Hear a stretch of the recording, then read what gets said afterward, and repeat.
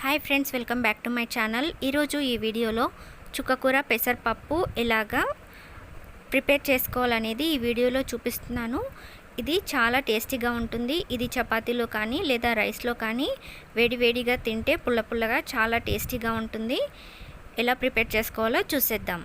ముందుగా 4 చుక్కకూర కట్టలు తీసుకొని ఉప్పు నీళ్ళల్లో కడిగిన తర్వాత ఇలా చిన్న చిన్న పీసెస్లా కట్ చేసి పెట్టుకోవాలి. అలాగే పెసరపప్పు తీసుకున్నాను నేను. ఇది 1 కప్ పెసరపప్పు తీసి నానబెట్టుకున్నానండి. మీరు పెసరపప్పు బదులు కందిపప్పు కూడా వాడుకోవచ్చు.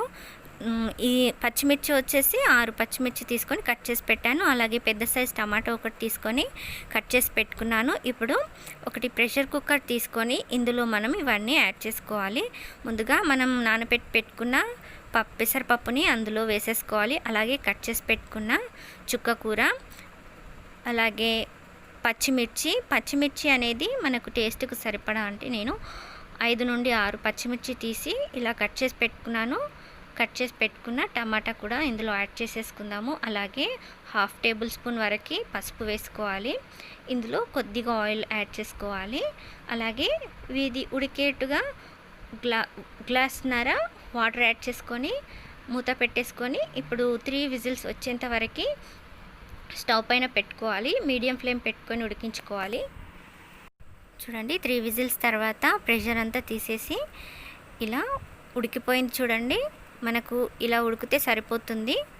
ఇప్పుడు మనం ఇది పక్కన పెట్టేసుకొని పోపు రెడీ చేసుకోవాలి.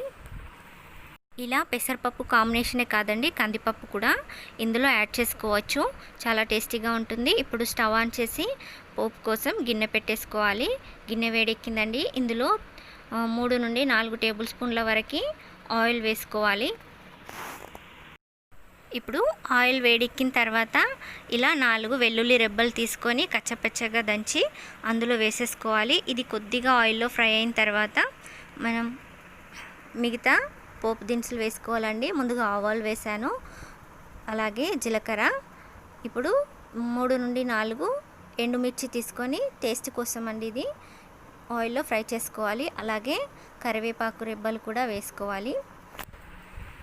ఇప్పుడు ఇవి ఆయిల్లో కొద్దిగా ఫ్రై అయిన తర్వాత ఇందులో 1/2 టేబుల్ స్పూన్ వరకు మనం పసుపు వేసుకోవాలి. ముందుగానే మనం పసుపు వేసుకున్నాం కాబట్టి 1/2 టేబుల్ స్పూన్ అయితే సరిపోతుంది. ఇప్పుడు పోపు రెడీ అయిపోయింది. మనం ఉడికిపెట్టి పెట్టుకున్న పప్పుని ఇందులో నెమ్మదిగా యాడ్ చేసుకోవాలండి.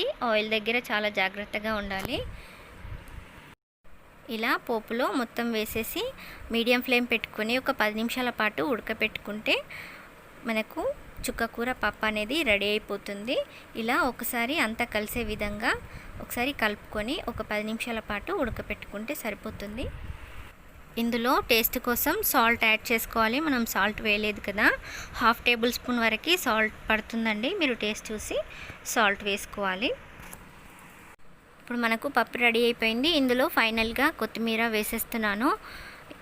ఇప్పుడు మనకు చుక్కకూర పెసరపప్పు రెడీ అయిపోయింది ఫ్రెండ్స్. ఈ వీడియో కనుక మీకు నచ్చితే లైక్ చేయడం మర్చిపోకండి. అలాగే మీ ఫ్రెండ్స్ వాళ్ళకి, రిలేషన్ వాళ్ళకి షేర్ చేయండి. మరిన్ని వీడియోస్ కోసం సబ్స్క్రైబ్ చేయడం మర్చిపోకండి.